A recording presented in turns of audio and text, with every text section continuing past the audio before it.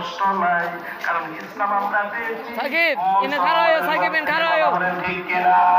অথচ আবু হুরায়রা ইসলাম পেয়েছে একদম বিনয়ী ঘরে থাকার পরে সেই ইসলাম পেয়েছে। এজন্য আবু হুরায়রার ইসলামের প্রতি দরদ কম না বেশি? জোরে বলেন, কম না বেশি? কারণ যে কাজে কষ্ট হয় ওই কাজে কিন্তু দরদ বেশি হয়, আর যে কাজে কষ্ট নাই সে কাজে কোনো দরদ নাই। কথা বলেন ঠিক কিনা? আল্লাহ পাকের নিয়মটা, আপনি একজন কৃষক ছিলেন কিংবা ছোটখাটো একটা চাকরি করতেন, সেই চাকরি করার পরে কষ্ট করে আপনি জমি কিনছেন কয়েক বিঘা, কেনার পরে দেখা গেছে আপনার এক সময় হয়ে গেছে, আপনি ঋণী হয়ে গেছেন। এখন একজন বন্ধু আপনাকে পরামর্শ দেয়, বন্ধু রে, এই ঋণ পাওয়ার কি দরকার, এখান থেকে 2% জমি বিক্রি করে তুমি ঋণ পরিশোধ করো।